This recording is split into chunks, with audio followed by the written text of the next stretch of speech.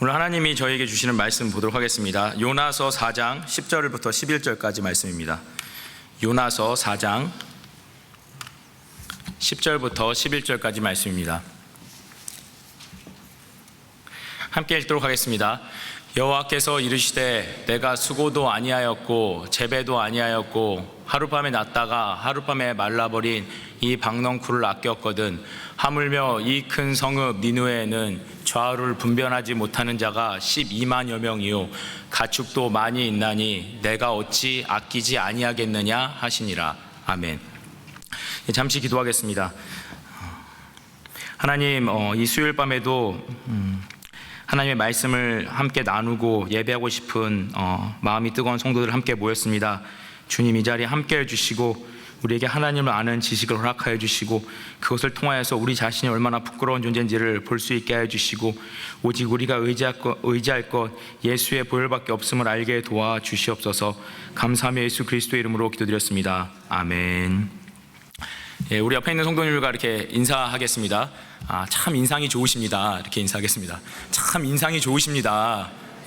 참 웃으시면서 하셔야죠. 인상 쓰시면서 인상이 좋다 그러면 무섭죠. 오늘 요나서 강의 두 번째 시간입니다. 제목은 하나님의 뜻은 나의 뜻과 다릅니다 라는 제목입니다. 하나님의 뜻은 나의 뜻과 다릅니다.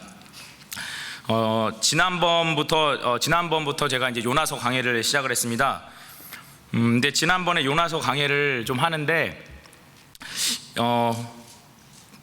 요나서 강해를 좀 하고 나서 보니까 제 마음에 약간 뭔가 좀 허전한 감이 있더라고요. 그러니까 개론에 대해서 설명을 해드렸는데 요나서가 물론 요나서 내용은 잘 아시죠. 어려서부터 고래 뱃속, 고래라고는 안 돼 있고 성경에는 큰 물고기라고 돼 있죠. 큰 물고기 뱃속에 들어간 요나 이야기 여러분 다 아시죠. 그런데 이제 이 요나서를 또 선지서에 17권의 선지서 중에 하나인데 이 선지서를 더 좀 깊이 있게 보기 위해서는 선지서 자체만을 보는 것보다는 그 역사적인 컨텍스트, 역사적인 배경을 아시는 게 상당히 유익하다고 생각이 됩니다. 그래서 선지서 하나하나를 개별적으로 보면 좀 읽을 때 그렇게 마음에 확확 안 와 닿는 경우가 많이 있습니다. 저도 예전에 선지서 읽으려고 여러 번 시도를 하는데 뭐 계속 하나님께서 혼내시고 그런 식으로 하면 망한다 협박하시고 그러다가 돌아오라고 얘기하시고 뭐 계속 이런 얘기들이 그냥 반복이 되더라고요. 저는 이렇게 사람들 중에서 똑같은 말 계속 반복하는 분 되게 별로 안 좋아하거든요. 저희 부모님이 잔소리 많이 하셨어서. 근데 하나님이 계속 한 말 또 하시고 계속 그러더라고요. 선지서에서 이름만 바뀌지 다 내용은 비슷한 것 같아요. 그래서 대충 읽었는데 이 역사적인 배경들을 조금 이해하고 이게 이런 컨텍스트에서 이런 선지자들을 통해서 하나님께서 이렇게 얘기하셨구나 라고 보게 되니까 선지서를 읽을 때 새롭게 그것이 와닿고 그 시대 백성들에게 정말 필요한 말씀들을 하나님이 전하셨구나, 그런 걸 제가 깨닫게 됐습니다. 그래서 선지서를 볼 때 요나서도 그런 배경하에서 봐야 되고, 제가 저번 시간에 말씀드린 그 설명이 충분치 못하다고 생각해서 이번 시간에는 선지서를 전체적으로 아주 짧은 시간이지만 역사적인 배경과 선지서를 한번 대략 훑어보고 거기에 있는 요나서의 위치와 그리고 구성과 주제에 대해서 살펴보고 마치도록 하겠습니다. 그래서 오늘은 제가 부득이하게 좀 강의식으로 여러분에게 첨단 테크놀로지를 이용하여서 여러분에게 강의식으로 해드리도록 하겠습니다. 이게 선지서를 이렇게 정리해 놓은 겁니다. 근데 선지서를 정리해 놓은 건데요, 조금 글씨가 작아서 죄송합니다. 제가 말씀드리면서 설명을 하겠습니다.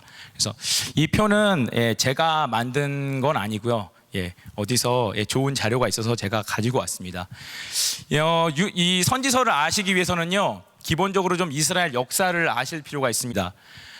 저희 이제 선지서 이렇게 문서 선지자라고 하죠. 이제 구두 선지자들, 말로만 복음을 전했던, 글로는 남기지 않았던 선지자들은 남아있지 않고, 문서 선지자들은 다 통일 왕국 시대 이후 분열 왕국 시대에 활동을 하게 됩니다.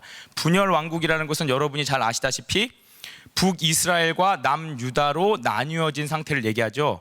그 분열 왕국 시기 이후에 문서 선지자들이 등장을 하게 되고 문서 선지자들이 글로 남기게 됩니다. 그리고 그 선지서 중에서 양이 많은 것을 대선지서라고 하고 양이 좀 적은 것을 소선지서라고 합니다. 그런데 대선지서를 앞에다 놓고 소선지서를 뒤에다 놨는데요, 성경 배치상. 그런데 그게 내용이 많기 때문에 좀 앞에 놓고 뒤에 놓은 것뿐이지 시간 순서로 놓은 게 아닙니다. 그렇기 때문에 저희가 이걸 읽을 때 더 헷갈리는 거예요. 시간 순서로 놓지 않고 대선지서, 소선지서로 구분해서 놨기 때문에 읽을 때 이게 역사가 어떻게 돌아가는 거고 왜 이런 얘기를 하는지 이해가 안 되는 겁니다. 통일왕국 시대에 이제 사울과 다윗과 솔로몬이 지나서 솔로몬이 죄를 지어서 하나님께서 왕국을 분열시키십니다. 그래서 남유다와 북이스라엘로 나뉩니다. 남유다의 첫 번째 왕은 누구죠? 자신 있게 얘기하시죠. 예. 크리스찬은 자신감. 예. 르호보암. 예, 그렇죠? 르호보암입니다. 르호보암이고 여기 정답 써 있습니다. 조금 잘 보시면 됩니다. 예. 북이스라엘의 첫 번째 왕은 누구죠? 여로보암입니다. 여로보암. 이스라엘의 이제 북이스라엘의 여로보암으로 시작해서 마지막 왕이 호세아입니다. 호세아. 선지자 호세아도 있지만 나쁜 왕 호세아가 있습니다. 이 호세아를 마지막으로 722년에 아수르에게 멸망을 당하게 됩니다. 예, 유다는 첫 번째 왕이 르호보암이고요. 마지막 왕이 여호야긴, 그다음에 시드기야까지 이르러서 멸망을 하게 되는데요. 첫 번째 바벨론에게 605년에 포로로 잡혀가게 됩니다. 그래서 3차에 걸쳐서 605년 598년이라고 되는데 597년이라고 보는 설이 더 정확하다고 합니다. 그래서 597년, 586년 이렇게 세 차례에 걸쳐서 포로로 잡혀가게 됩니다. 이 시기에 이제 선지자들이 활동을 하는데요.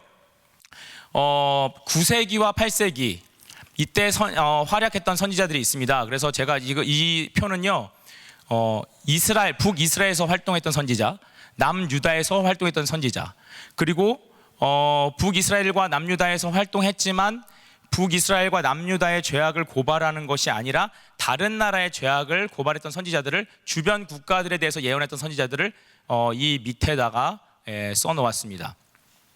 그래서 북이스라엘에서는 8세기라는 것은 799년부터 700년까지를 말씀드리죠. 그래서 기원전 8세기에 활약했던 선지자가 아모스와 호세아가 있습니다. 여러분 아모스 아시죠? 아모스, 공의에 대해서 외쳤던 선지자, 공법을 물같이 정의를 하수같이 흘릴지라 얘기했던 아모스 선지자, 너희들이 하나님의 공의를 버렸다라고 얘기하고 있습니다. 그리고 호세아 선지자, 여러분 아시죠? 호세아 선지자 하면 떠오르는 거 뭐 있습니까? 고멜. 고멜이라는 여자를 아내로 취해서 계속 그 고멜을 통해서 이스라엘 백성이 하나님에게 얼마나 배반하는지를 보여주죠. 이게 북이스라엘의 선지자고요. 그 다음에 유다에서는 이 비슷한 시기에 요엘과 이사야와 미가가 활약을 합니다. 그리고 그런데 이제 사실 여기서 요엘과 오바댜는 정확한 활동 시기에 대해서 학자들마다 의견을 조금씩 다릅니다. 그래서 요엘 하면 여러분 잘 아시는 것이 하나님이 마지막 때 성령을 부어주신다는 것과 마지막 심판날에 대한 예언이 있고요. 이사야서 여러분이 잘 아시는 말씀 아닙니까? 이사야서 66장으로 되어 있죠. 그런데 신구약 구분과 똑같이 39장까지는 심판에 대해서 얘기하고 40장부터는 회복과 메시아적인 예언을 담고 있는 게 이사야입니다.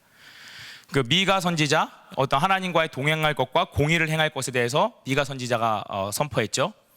그리고 이 오바댜는 남유다에서 활동했고 요나는 북이스라엘에서 활동을 했습니다. 근데 오바댜는 에돔 족속에 대해서, 이스라엘을 자꾸 괴롭히는 에돔 족속에 대한 심판을 예언했고요.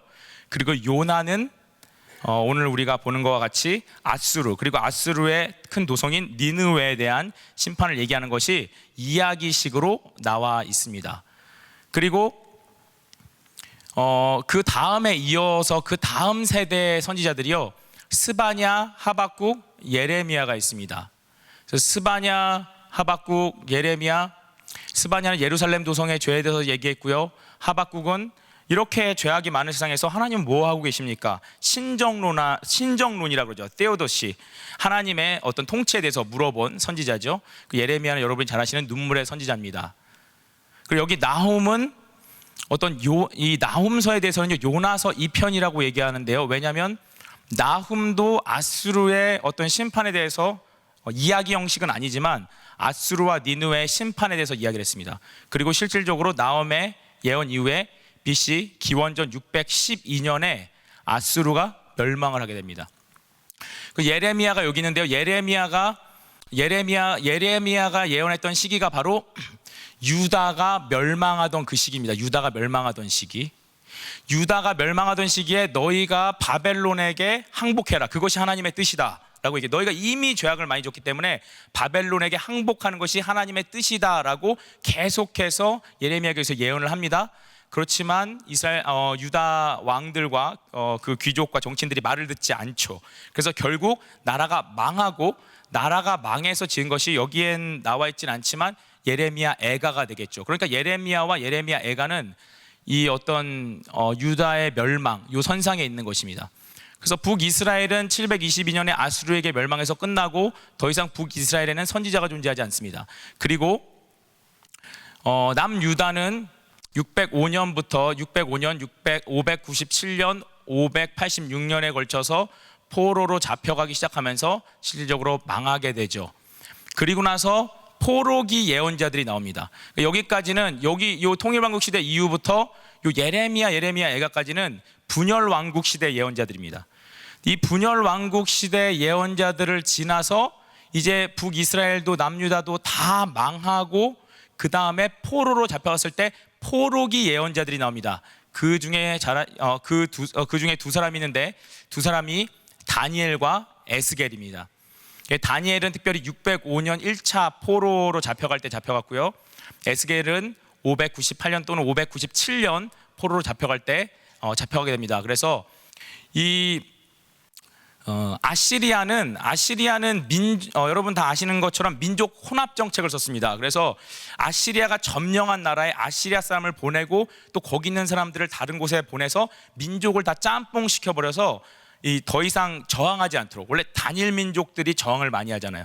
저항하지 못하도록 다 민족을 섞어버렸어요. 그래서 북이스라엘이 아시리아에게 멸망됐기 때문에 민족 혼합 정책에 의해서 북이스라엘 사람들은 순수 혈통을 이루지 못하고 다른 민족과 섞이게 됩니다. 그래서 그걸 보고 유대인들이 그들을 경멸스럽게 부르는 말이 사마리아인이라고 부르는 거죠. 그들이 민족적인 단일성을 유지하지 못했기 때문에 그 사람들을 경멸하는 투로 거기서부터 사마리아인이 나오게 됩니다. 그래서 이제 포로로 이제 잡혀갔어요. 포로로 잡혀가서 있는 시대는 유다에서 이제 유다에서 바벨론에 의해서 포로로 잡혀간 사람들은 바벨론은 아시리아랑 조금 다른 정책을 썼습니다. 바벨론은 아시리아랑 다르게 잡혀간 포로들이 공동체를 이루면서 자기 문화를 이루면서 살 수 있도록 해줬어요. 그래서 에스겔서에 보면 에스겔이 어디에서 예언했다고 나오냐면 그발 강가에서 예언했다고 했습니다. 그발 강가는 바벨론 땅입니다. 바벨론 땅 그발 강가에서 유대인 자치구역이 있었습니다. 그 유대인 자치구역에서 모여서 예배하는 예배 공동체가 있었고 거기에서 에스겔이 예언을 한 것이고요.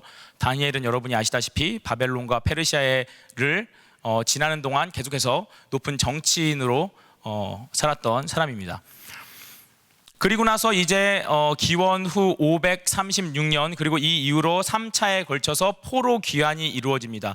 포로 귀환은 어떻게 이루어지냐면 기원전 539년에 바벨론이 멸망하죠. 바벨론을 누가 멸망시키죠?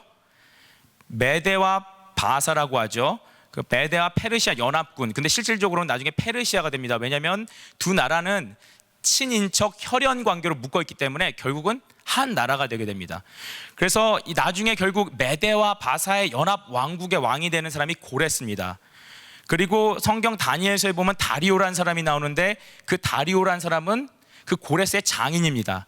장인인데 다리오가 먼저 왕이고 그러면 그 다음에 고레스가 왕이냐? 그게 아니고 다리오가 그 고레스의 장인인데 어떤 일정 바벨론이 멸망되었던 그 지역을 장인이 다스리시도록 좀 부탁을 드린 겁니다. 그래서 다리오 그리고 실질적으로 고레스에 의해서 바벨론이 멸망이 되고 페르시아가 가장 강력한 나라로 드러나게 됩니다. 그 다음에 이 페르시아에서 고레스 왕이 성경의 하나님의 말씀에 따라서 포로를 돌려보내게 됩니다. 포로를 귀환하게 됩니다. 포로를 귀환하게 되고 포로가 돌아왔을 때 그때 이스라엘에 돌아온 예루살렘에 돌아온 포로들 사이에서 그러니까 이제 포로가 아니죠. 포로에서 돌아온 사람들, 그 귀한 자들 가운데서 활약했던 선지자들이 학개, 스가랴, 말라기입니다. 그리고 에스라와 느헤미야도 비슷한 시기의 사람입니다. 그런데 에스라와 느헤미야는 선지서가 아니라 역사서입니다. 역사적인 서술이기 때문에. 그래서 학개, 스가랴, 말라기, 학개가 얘기한 것은 하나님의 성전이 다시 회복될 것이다.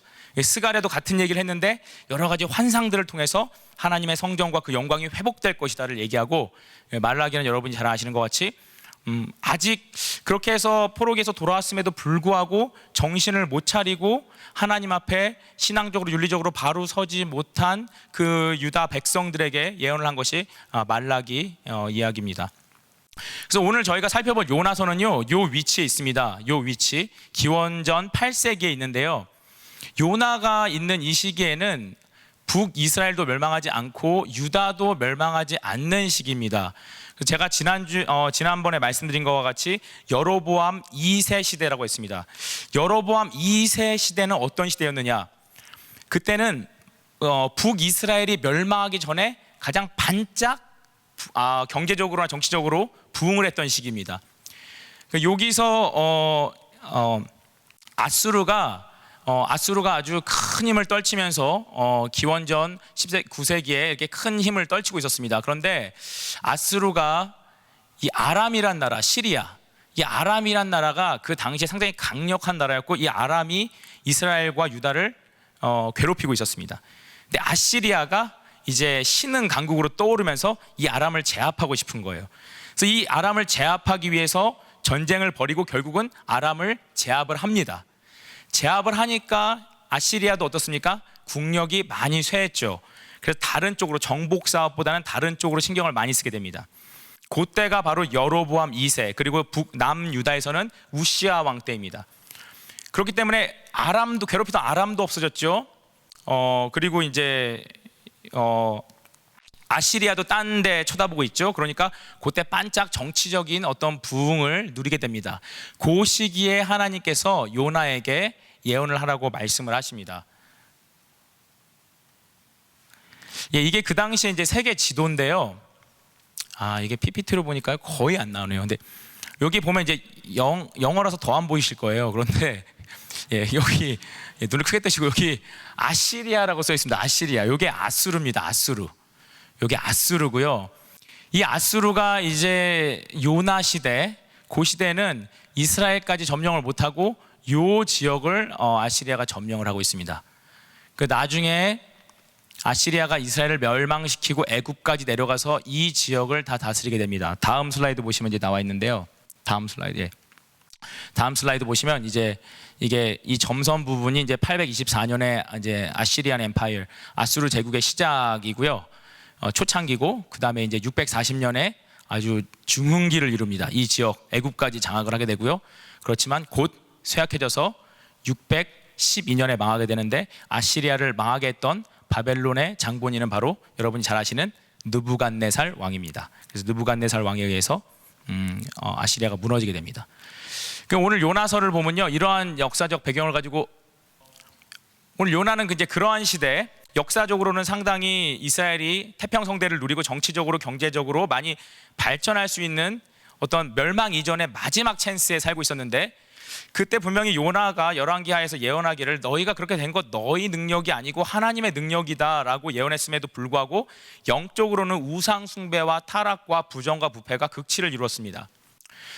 그래서 그때 요나가 살고 있었는데, 그런 요나에게 자기 민족에 대해서 예언을 하라고 하나님께서 하신 것이 아니라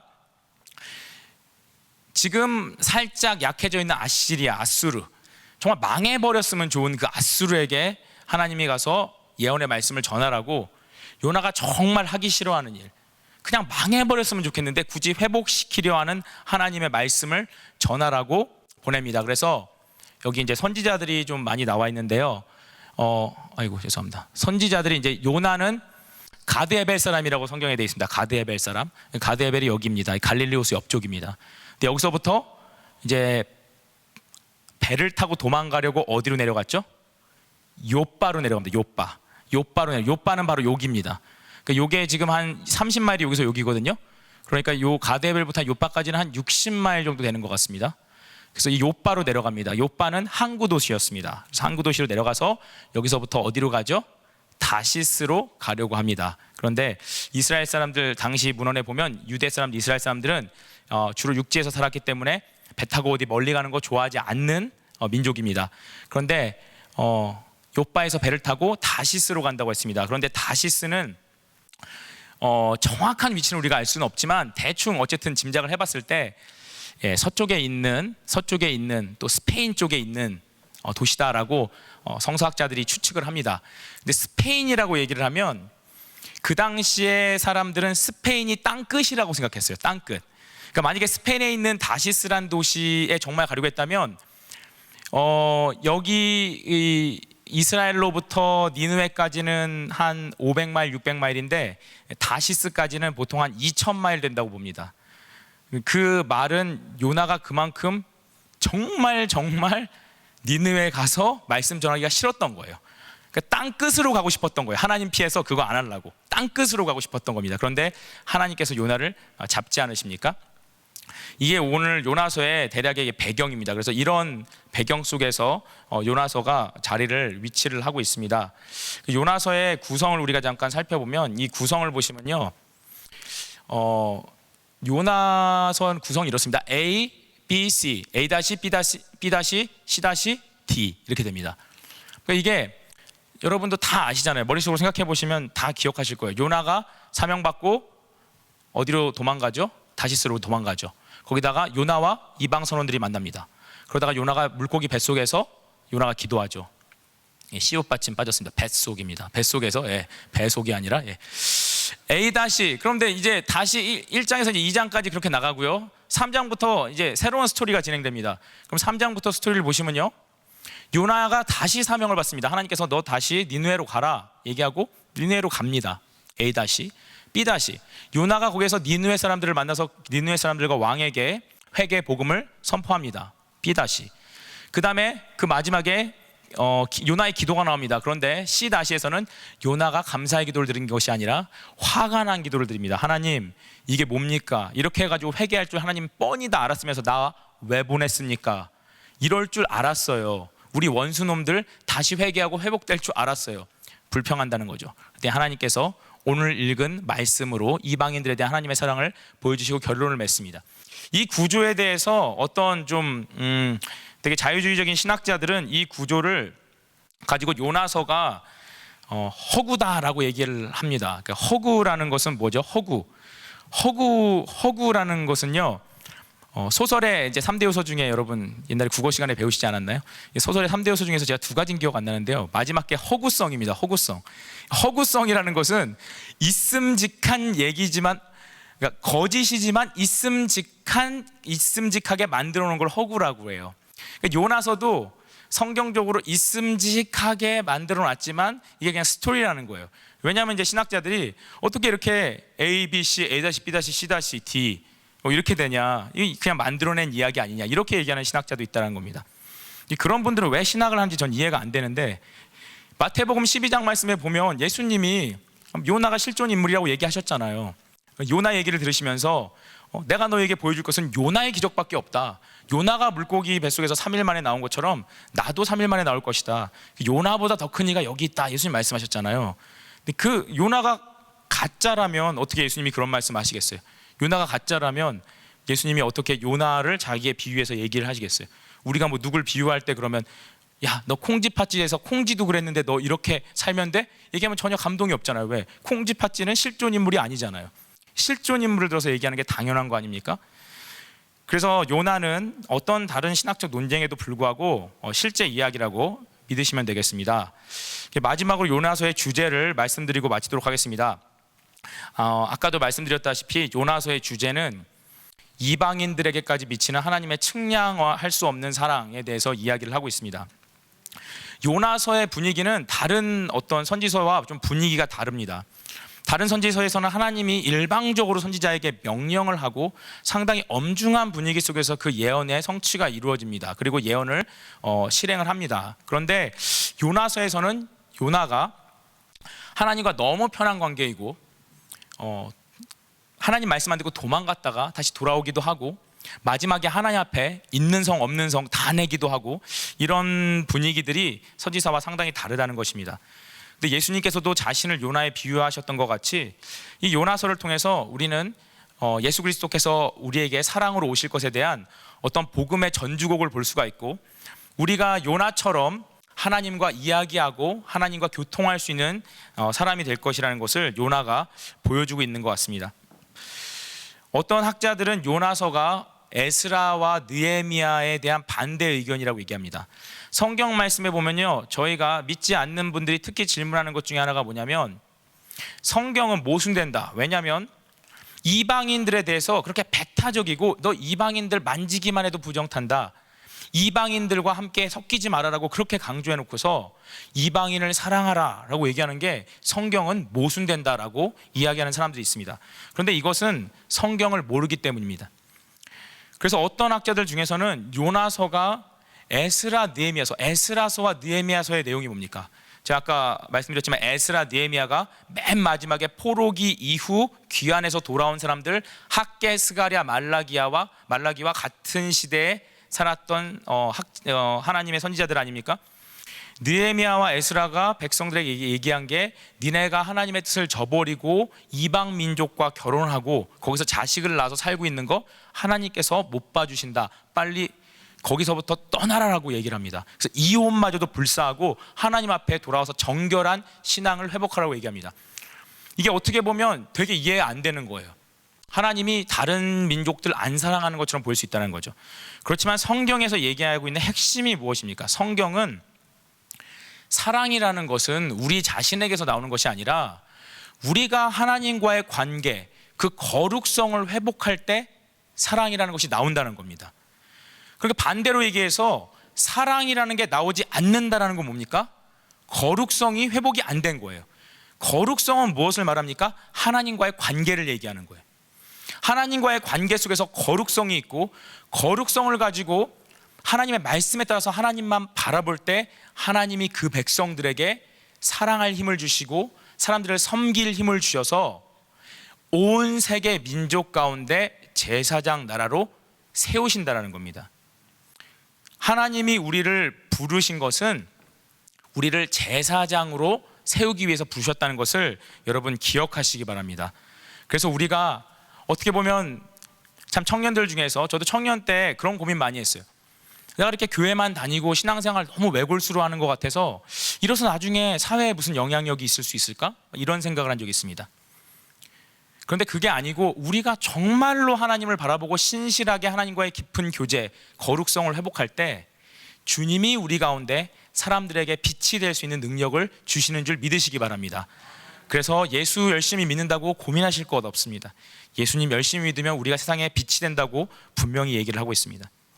하나님께서 우리를 부르신 것은 우리만 잘 먹고 잘 살라는 것이 아니라 이스라엘 백성을 부르신 이유도 동일합니다. 하나님께서 출애굽기에서 이스라엘 백성을 부르셨을 때, 내가 너희를 부른 이유는 너희 잘나서 너희 잘 먹고 잘 살기 위해서 그거 아니다. 내가 너희를 제사장 나라로 만들어서 너희를 거룩하게 하고 그 거룩하게 한 하나님의 빛을 받아서 세상의 모든 나라에게, 열방에 빛을 비추기 위해서다라고 얘기를 합니다. 근데 이스라엘 백성들이 그거 저버렸잖아요. 그래서 하나님께서 이 시대의 모든 사람에게 성령을 부어주셔서, 예수를 믿는 모든 자에게 성령을 부어주셔서 하나님의 말씀대로 순종하며 살 때 세상에 빛이 되게 하는 제사장이 되게 하시는 줄 믿으시기 바랍니다. 그래서 베드로전서에서 얘기한 것이, 너희는 택하신 족속이요 왕같은 제사장이요. 이게 그냥 사도 베드로가 우리 기분 좋게 하려고 그렇게 얘기한 게 아닙니다. 얘 제사장이야, 막 그냥 기분 좋게 하려고 얘기한 게 아닙니다. 정말로 우리를 제사장으로 삼으신다는 거예요. 우리를 제사장으로 삼으시는 이유 뭡니까? 제사장은 하나님과 사람 사이의 미디에이터예요. 중개자예요. 하나님이 우리를 부르신 이유는 내가 그냥 잘 먹고 잘 살고 교회 다녀서 내 자식 잘 되고가 아니라 우리를 하나님의 중개인으로 삼으셔서 세상에 하나님을 알지 못하는 자들에게 그 빛을 전하게 한다고 분명히 말씀하십니다. 여러분, 저는 동성연애 문제에 대해서 그렇게 생각합니다. 동성연애 잘못됐죠. 잘못된 겁니다. 죄입니다. 그런데 예수님 모르는 사람들이 하나님 모르는 사람이 그게 죄인 줄 어떻게 합니까? 모른다는 거예요. 자기 육체의 욕심대로 사는 것이 당연하다고 생각하는 거예요. 우리가 그들에게 빛을 비춰줘야지 죄인 줄 알 거 아니에요. 교회에서 세상에 빛이 안 비춰지는데 세상이 자기 죄를 어떻게 합니까? 우리가 동성연애자를 손가락질하기 전에 우리가 빛을 비추고 있는가를 봐야 된다는 거예요. 우리가 빛을 비추면 부끄러워서 사람들이 죄를 알면 죄를 떳떳하게 짓지 못한다는 거예요. 거리낌이 있다는 겁니다. 그런데 우리가 빛이 못 되고 제사장이 못 되는 것이 가장 큰 세상의 문제라는 것입니다. 그리고 하나님의 빛을 전하는 그 방법, 요나서에서 무엇이라고 얘기하고 있습니까? 순종이라고 얘기하고 있습니다. 하나님의 빛을 비추는 방법은 하나님의 작은 말씀이라도 우리에게 임했을 때 그것을 순종하는 것이 하나님의 뜻이라고 요나서에서 분명히 얘기하고 있습니다. 하나님이 요나서 마무리를 지으면서 하나님께서 요나에게 뭐라고 얘기하십니까?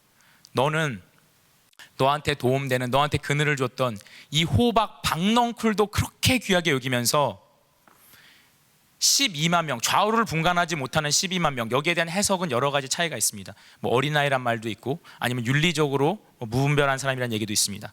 중요한 것은 어쨌든 12만 명의 사람이 재앙으로 죽을 수가 있는데 너는 그 사람들 아무 눈 하나 깜짝하지 않고 너의 유익에 반대되는 사람이라고 죽였으면 좋겠다고 생각하면서 네 머리 위에 있는 박넝쿨 하나는 너무너무 귀하게 여기는 게 너의 마음 아니냐? 이 뒤에 아무 말씀이 없습니다. 그런데 저는 요나가 분명히 회개했다고 믿습니다. 그러니까 예수님이 인용하신 거 아닙니까? 그 다음에 계속 말 안 들었으면 예수님이 인용 안 하셨을 것 같아요. 그런데 요나가 회개했을 거예요. 그 말씀 듣고. 우리가 하나님의 이 말씀을 들었으면 좋겠습니다. 제가 제 자신을 돌아볼 때도 그렇습니다. 제가 목사가 되려고 할 때 하나님과 좀 딜을 했어요. 목사 돼가지고 한 10년 일하면 하나님 제 하고 싶은 거 하게 해주세요. 이런 생각 가지고 처음에 목사를 했어요. 근데 주님 뜻은 그게 아니더라고요. 목회를 할 때도 힘들다고 느껴지는 순간이 언제냐면 제가 하고 싶지 않은 거 할 때, 그때 힘들다고 느껴져요.